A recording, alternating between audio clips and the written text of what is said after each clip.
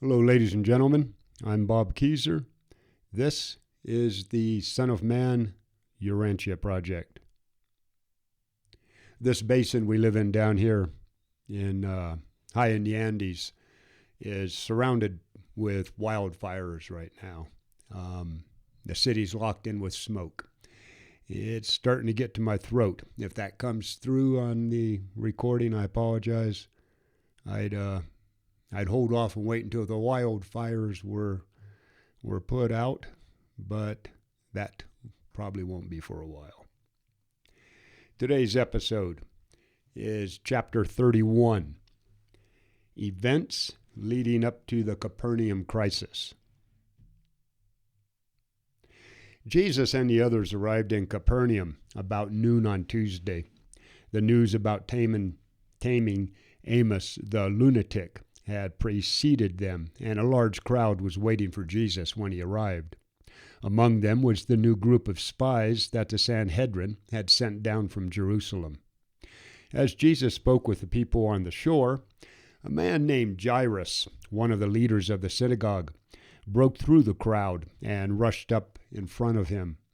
Breathless, he went to his knees and grabbed Jesus' hand, saying, "Master, my little daughter and only child is about to die. I pray that you will come to my home, and heal her." On hearing the father's request, Jesus said, "I will go with you." The crowd had heard what Jairus said, and they followed Jesus to his house. On the way there, they had to go through a narrow, crowded street with everyone rushing back and forth. All of a sudden, Jesus stopped and said, "Someone touched me." When the people next to Jesus said that they had not touched him, Peter said, "Master, you can see that we are all pressed together, and the crowd is threatening to crush us. Yet you say, 'Someone has touched me.' What do you mean?" Jesus replied, "I asked who touched me because I felt living energy go forth from me." As Jesus looked at the people around him, he saw a woman close by, who, coming forward, knelt at Jesus' feet and said, "For years I have been afflicted with a devastating hemorrhage. I have suffered many things from many doctors. I have spent all of my money, but none of them could cure me.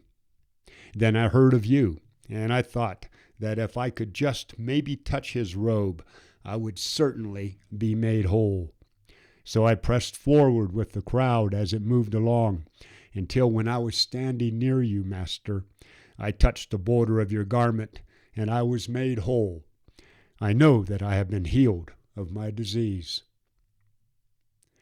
Jesus took the woman by the hand, and lifting her up said, "Daughter, your faith has made you whole. Go in peace." It was her faith, not her touch, that had made her whole. This case illustrates the many apparently miraculous cures that occurred around Jesus, but that he in no way consciously willed. As time passed, it proved that this woman was cured of her illness. Her faith was the type that directly accessed the creative power in Jesus. With the faith she had, it was only necessary to approach him. It was not necessary to touch his clothes. That was the superstitious part of her belief. This woman's name was Veronica of Caesarea Philippi. When Jesus told her that she had been healed, he phrased it to correct two errors that may have stayed in her mind or in the minds of the people present. First, he did not want Veronica to go away thinking that her fear and then her attempt to steal her cure had been honored. And second, he wanted her and all the others to know that it was not her superstition, thinking that she was cured by touching Jesus' clothes, that cured her, but rather it was her pure and living faith that had done so. at Jairus' house. Jairus was impatient by the time Jesus was finished talking with the woman, so he picked up the pace and hurried to his house. But even before they entered his yard, one of his servants came out and said, "Do not trouble the master. Your daughter is dead." Jesus seemed to ignore the servant. He looked over and told the grief-stricken father, "Fear not, only believe."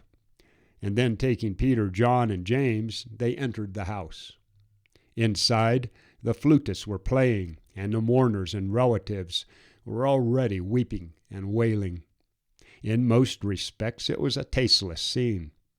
Jesus told the people in the house that the girl was not dead, but they just laughed at him. After he had everyone leave, except for the parents and his 3 apostles, Jesus turned to the mother and said, "Your daughter is not dead. She is only asleep." Jesus went up to the child, took her by the hand, and said, "Daughter, I say to you, awake and arise." When the girl heard these words, she immediately stood up and walked across the room. After she had recovered from her daze, Jesus told the parents to give her something to eat because she had been a long time without food. Since there were already many people in Capernaum who were upset with Jesus, he explained to the family that the girl had just been in a coma after a long fever, and that he had only woken her up, that he had not raised her from the dead. In the same way, he explained all of this to his apostles, but it was no use. They all believed that he had raised the little girl from the dead. Again, Jesus' explanations had little effect on his followers. They were all miracle-minded and lost no opportunity to put another wonder over to him. After Jesus had specifically ordered all of them not to tell anyone what happened, he and the apostles returned to Bethesda. As they left Jairus' house, 2 blind men that were being led by a dumb boy followed them, crying out to be healed. At this point in his earth career, Jesus' reputation as a healer was at its peak. Everywhere he went, sick people were waiting for him. Jesus was by now looking worn out, and his friends were getting concerned that he would work to the point of collapse. Jesus' apostles, let alone the common people, could not understand the nature of Jesus, the God-man. No later generation has been able to evaluate his life with us, and neither science nor religion can ever validate the remarkable events in his life. Such an extraordinary situation can never again happen. Never again on any world in this universe will a celestial being appear in the likeness of mortal flesh, while both embodying his creative energy and possessing the spiritual endowments that transcend time and other material limitations. Never before or since Jesus has it been possible to so clearly see the results of strong and living faith in people. To repeat these events, we would have to go into the immediate presence of Michael the Creator and find him as he was in those days, the Son of Man. While Jesus' absence today prevents such material manifestations, you should not place any type of limitation on the possible exhibition of his spiritual power. Though the Master is absent as a material being, he is present as a spiritual influence in people's hearts. By leaving the world, Jesus made it possible for his Spirit to live alongside that of his Father that indwells the minds of all people. Feeding the 5,000.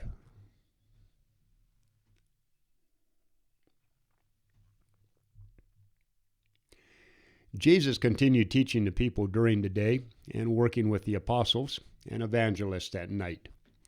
On Friday, he told everyone to take a week off so they could go see their friends and family before they all went to the Passover in Jerusalem. But half of them refused to leave Jesus, and the crowds were getting larger every day. So many people were coming to see Jesus, that David Zebedee actually suggested building on another camp, but Jesus said no. By Sunday morning, March 27th, Jesus decided to get away from the people. He and the apostles made a plan to sneak away unnoticed and go to the other side of the lake. On the eastern shore was a beautiful park just south of Bethesda Julius. The area was well known to the people from Capernaum, and it was a favorite place for them to go and rest.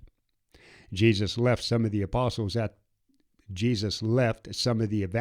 at the camp to preach to the crowd, and he and the 12 made their escape. But the people were not fooled. As soon as they saw Jesus and the apostles rowing across the lake, they hired every boat they could find and set off to catch up with them. Those who could not find room in the boats went by foot around the upper part of the lake. By late afternoon, more than 1,000 people had caught up with Jesus in the park. Jesus spoke a few words to them, and then Peter took over the teaching. Many of these people had brought food, and after eating supper, they sat around in small groups, learning about the kingdom. By noon the next day, Monday, the crowd had grown to over 3,000 people. More kept coming into the evening, bringing with them all types of disease. Many of these people had previously made plans to stop by Capernaum on their way to the Passover just to see Jesus, and they were not going to be disappointed. By noon on Wednesday, around 5,000 people had gathered in this beautiful park. It was close to the end of the rainy season, and the weather was pleasant. Philip had packed a 3 days' supply of food for Jesus and the apostles. Mark, who handled all of the chores for the group, was in charge of the food. They had been there for 3 days, and at this point the mass of people was almost out of food. David Zebedee did not have a tented kitchen set up to care for everyone, and Philip had not planned for the crowds when he packed their provisions. But even though they were hungry, the people would not leave. There were rumors among them that Jesus, wanting to avoid trouble with both Herod and the Sanhedrin, had chosen this quiet spot outside of their jurisdiction to be crowned king. The crowd grew increasingly excited by the hour. No one said anything to Jesus, but of course he knew what they were thinking. Even the 12 apostles were still tainted with these ideas, but it was especially so with the new, younger evangelists. It was one of them, Joab, who was the ringleader of the plot to crown Jesus king.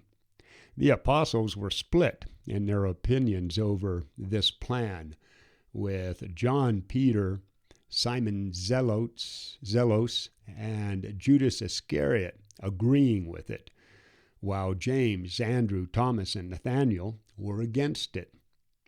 Philip, Matthew, and the Alphaeus twins did not comment either way. This was the situation when, about 5 o'clock on that Wednesday afternoon, Jesus asked James Alphaeus to go and bring him Andrew and Philip. When the two arrived, Jesus asked, "What will we do with the crowds of people? They have been with us for 3 days now, and many of them are hungry. They have no food."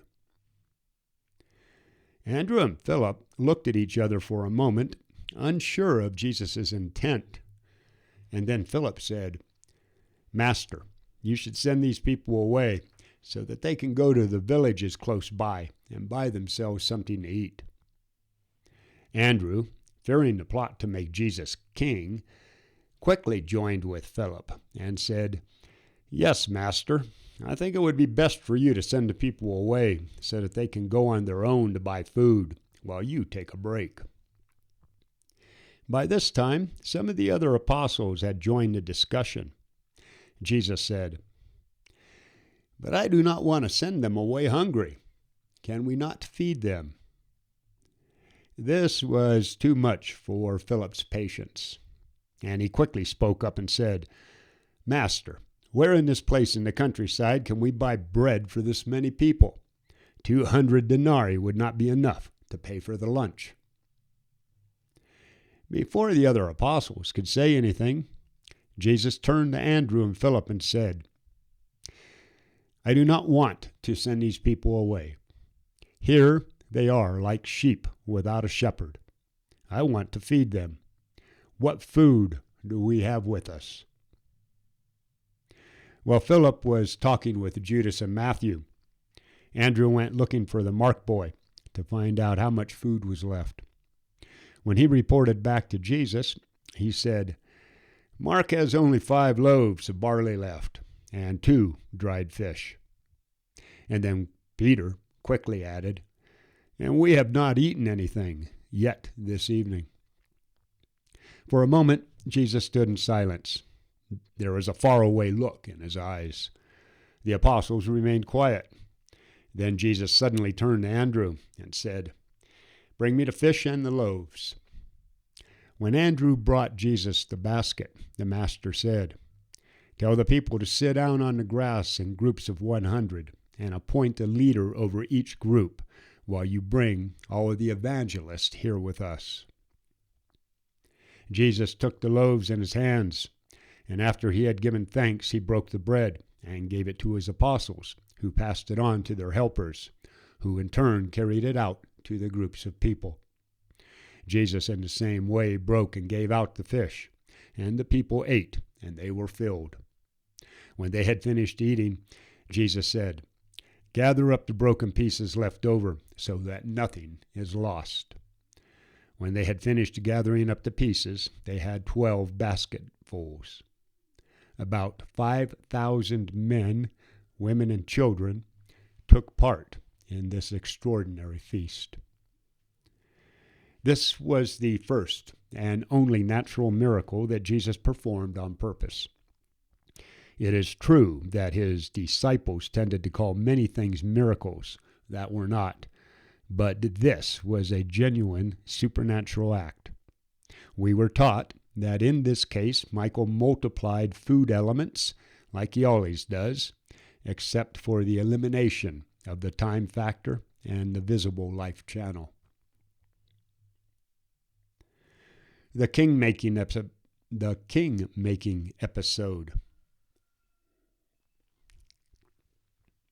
The case of feeding the 5,000 people using supernatural energy was another of those times when Jesus' human pity plus his creative power combined to result in what happened. Now that the people had been well fed, and since Jesus' fame was then and there multiplied by this astonishing wonder, the idea to seize the master and make him king needed no more urging. The thought seemed to spread on its own like wildfire through the crowd. The people's reaction to this sudden spectacular meeting of their hunger was profound, and it overwhelmed them.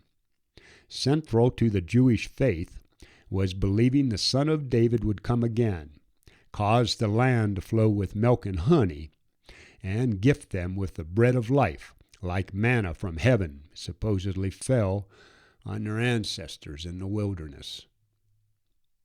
Were not all of these expectations now fulfilled right in front of their eyes? When this hungry, undernourished mass of people had finished gorging itself with the miraculous food, there was but one unanimous reaction. Here is our king. Israel's wonder-working deliverer had arrived. In these simple-minded people's eyes, the power to feed carried with it the right to rule. No wonder then that the horde, when it had finished feasting, rose as one person and shouted, "Make him king." This mighty shout excited Peter and the apostles, who still held hopes of seeing Jesus assert his right to rule. But their false hopes did not last long. The crowd's mighty roar had hardly ceased to echo from the nearby rocks when Jesus stepped up onto a huge stone and, commanding their attention, said, "My children, you mean well, but you are short-sighted and material-minded." There was a brief pause as this fearless Galilean was majestically posed in the western twilight's enchanting glow. He looked every inch a king as he continued to speak to his breathless horde of people. Jesus said, "You want to make me king not because your souls have been lighted with an important truth, but because your stomachs have been filled with bread. How many times have I told you that my kingdom is not of this world? This kingdom of heaven that we announce is a spiritual brotherhood that no one rules over from a material throne. My Father in heaven is the all-wise and the all-powerful ruler over this spiritual brotherhood of the sons of the God on earth. Have I so failed in revealing to you the Father of spirits that you would make a king of his Son in the flesh? All of you go back to your own homes. If you must have a king, let the Father of lights be enthroned in each of your hearts as the Spirit ruler of all things." Jesus' words sent the crowd away stunned and disheartened. That day, many who had believed in Jesus turned back and no longer followed him. The apostles were speechless. They stood in silence, gathered around the 12 baskets filled with bits of food. Only the Mark lad spoke up and said, "And he refused to be our king." Jesus, before going off to be alone in the hills, turned to Andrew and said, Take your comrades back to Zebedee's house and pray with them, especially for your brother, Simon Peter." Simon Peter's night vision. The apostles, sent off by themselves without Jesus, boarded the boat and in silence rowed back toward Bethesda on the western shore of the lake. None of the 12 was so crushed as Simon Peter. They hardly spoke a word. They were all thinking about Jesus alone in the hills. Had he given up on them, they wondered. He had never before sent them all away and refused to go with them. What did all this mean? The night grew dark. A strong headwind had come up that made progress almost impossible. As the night and hard rowing persisted, Peter got tired and fell into a deep, exhausted sleep. James and Andrew put him down on the cushioned seat in the boat's stern. While the other apostles toiled against the wind and the waves, Peter had a dream. He saw a vision of Jesus coming to them, walking on the sea. When the master seemed like he was going to keep walking on by the boat, Peter cried out, "Save us, Master, save us!" And the apostles, who were in the rear of the boat, heard him say some of this. As this vision continued in Peter's mind, he dreamed that he heard Jesus say, "Be of good cheer. It is me. Do not be afraid." For Peter's disturbed soul, these words were like the rare healing perfume known as Gilead's balm. It soothed his troubled spirit, so that in his dream he cried out to Jesus and said, "Lord, if it is you, ask me to come and walk on the water with you." And when Peter in his dream started to walk out on the water, the crashing waves frightened him. And as he was about to sink, he cried out, "Lord, save me." And many of the 12 apostles heard this. Then Peter dreamed that Jesus came to his rescue, and stretching out his hand, took hold and lifted Peter up, saying, "Oh, you of little faith, why did you doubt?" Peter, still asleep and dreaming, stood up from where he was sleeping in the stern and stepped off the boat and into the water, waking up as John, James, and Andrew hauled him back inside. For Peter, this experience was real. He sincerely believed that Jesus had come to them that night. He only partly convinced John Mark of this, which explains why Mark left a portion of the story out of his narrative. Luke, the physician, who carefully looked into these matters, decided that Peter just had a vision, so he refused to put the story into his accounting of Jesus' life. Back in Bethesda. Thursday morning before dawn, they anchored offshore near Zebedee's house and slept until noon. Andrew was the first to wake up, and going for a walk along the shore, he found Jesus with their chore boy sitting on a large rock by the water's edge. Just after midnight, Jesus and the Mark lad had started walking around the lake and across the river back to Bethesda. Even though many people had searched for him, they had not found him. Of the 5,000 people who were miraculously fed, and who, when their stomachs were full and their hearts empty, would have made Jesus king, only about 500 continued to follow him. But before everyone realized that Jesus was back in Bethesda, he asked Andrew to bring together the apostles, including the women. When everyone was present, Jesus said, "How long will I bear with you? Are you all slow of spiritual comprehension and lacking in living faith? All these months I have taught you the truths of the kingdom, and yet you are dominated by material motives instead of spiritual considerations. Have you not read in the Scriptures where even Moses urged the unbelieving children of Israel, saying, 'Fear not, stand still and see the salvation of the Lord'? Said the singer, 'Put your trust in the Lord. Be patient. Wait on the Lord and be of good courage. He will strengthen your heart. Cast your burden on the Lord, and he will sustain you. Trust him at all times, and pour out your heart to him, for God is your refuge. He who dwells in the secret place of the Most High will abide under the shadow of the Almighty. It is better to trust the Lord than to put your confidence in human princes.' Now can you all see that working miracles and performing wonders will not win souls for the spiritual kingdom? We fed the people, but it did not lead to them to hunger for the bread of life or to thirst for the waters of spiritual righteousness. When their hunger was satisfied, they did not seek to enter into the kingdom of heaven, but instead tried to make the Son of Man king like the kings of this world, only so they could continue to eat bread without having to work for it.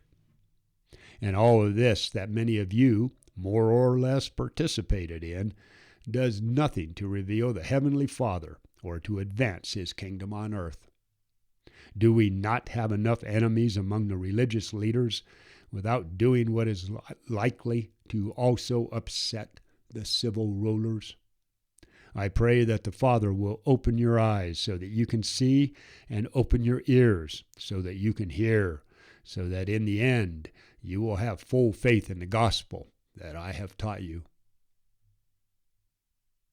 Jesus said that he wanted to rest for a few days with just his apostles before they all went to Jerusalem for the Passover. He forbid any of the disciples or other people to follow them, and then they took a boat to Gennesaret for 3 days. Jesus was preparing for a momentous crisis, and he needed to spend time in communion with the Father in heaven. The news of feeding the 5,000 people and the attempt to make Jesus king spread throughout Judea and Galilee, arousing the people's curiosity and stirring up the fears of both the civil and religious leaders. While this remarkable miracle did not further the gospel of the kingdom in the souls of material-minded, half-hearted believers, it did bring the miracle-seeking and king-craving tendencies of Jesus' immediate group of apostles and disciples to a head. This spectacular episode brought an end to Jesus' early era of healing training, and teaching. It prepared the way for his last year, declaring the higher and more spiritual phases of the new gospel of the kingdom: divine sonship, spiritual liberty, and eternal salvation. At Gennesaret. While in Gennesaret, Jesus rested at the home of a wealthy follower and held informal talks with the 12 apostles every afternoon. The ambassadors of the kingdom were a sober, serious, and humbled group of disillusioned men. But even after all that had happened, they were still not done believing some of their inbred and long-cherished ideas about the coming Jewish Messiah. The events of the last few weeks had moved too quickly for these astonished fishermen to grasp their full significance. It takes time for people to change their philosophy, social conduct, and religious convictions. In less than 1 month's time, the excited hordes of Jesus' followers, who numbered more than 50,000 in Galilee alone, had shrunk to less than 500 people. Jesus wanted his apostles to experience how unreliable popularity could be. After he left, he did not want them to be tempted to rely on these fleeting moments of religious excitement. He only partly succeeded in this effort. The second night at Gennesaret, Jesus told the apostles the parable of the sower, and this time added, "You see, my children, the appeal to human feelings is short-lived and completely disappointing. Appealing only to people's intellect is also fruitless. It is only by appealing to the spirit that lives in the human mind that you can bring about those marvelous transformations in a person's character that will be seen by others to be the genuine fruits of the Spirit that come when moving from the darkness of doubt to the light of faith, from entering the kingdom of heaven." Jesus taught that appealing to the emotions was a technique to focus and arrest the mental attention.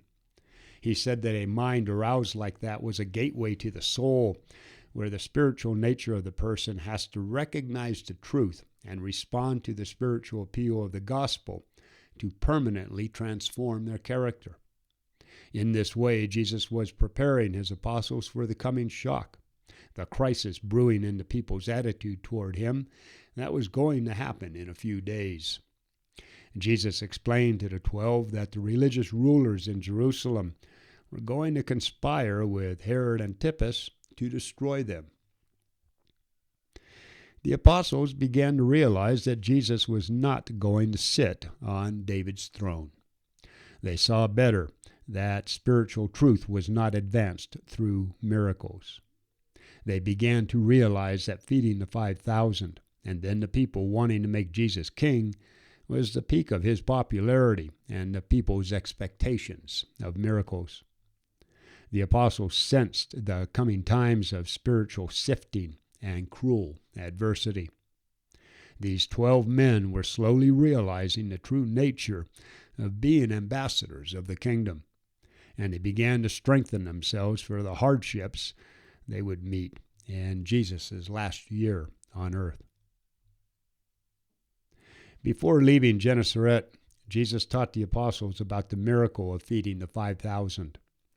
He told them why he engaged in this extraordinary manifestation of creative power, and he also assured them that he did not give in to his sympathy for the crowd until he was sure that it was according to his Father's will. At Jerusalem. On Sunday, April 3rd, Jesus and only the apostles headed out from Bethesda to Jerusalem. To avoid the people and not attract attention to themselves, they took the route through Gerasa and Philadelphia. Jesus forbid anyone from doing any teaching on this trip or while they were staying in Jerusalem. They arrived at Bethany outside of Jerusalem late Wednesday evening, April 6th. For the first night, they stayed at Lazarus' house with Mary and Martha, but they left the next day. Jesus and John stayed with Simon, a believer whose home was nearby Lazarus' house. Judas Iscariot and Simon Zelos went to some friend's house in Jerusalem, and the other apostles split up into twos and stayed at other homes in the area. Jesus only went into Jerusalem once during this Passover, and that was on the major day of the feast. But many of his followers who lived in Jerusalem came out to Bethany with Abner to meet him. During this stay at Jerusalem, the 12 learned how bitter the people were toward Jesus. And when they left Jerusalem, they all believed that a crisis was imminent. On Sunday, April 24th, Jesus and the apostles left Jerusalem and returned to Bethesda. On the way, they traveled through the coastal cities of Joppa, Caesarea, and Ptolemy, and then walked overland through Ramah and Chorazin, arriving at Bethesda on Friday, April 29th. Jesus then sent Andrew to talk with the head of the synagogue and get permission for him to speak the next day, the Sabbath. Jesus was well aware that would be the last time he would ever be permitted to speak in the Capernaum synagogue. All right, everyone, that's it for chapter 31. Coming up next is chapter 32, the crisis at Capernaum. Defend your liberty. Protect those kids. Get out there and serve humanity for nothing more or less than the sake of God. If we all do that, we got her. Godspeed, everybody. Bobby Keyser, out here.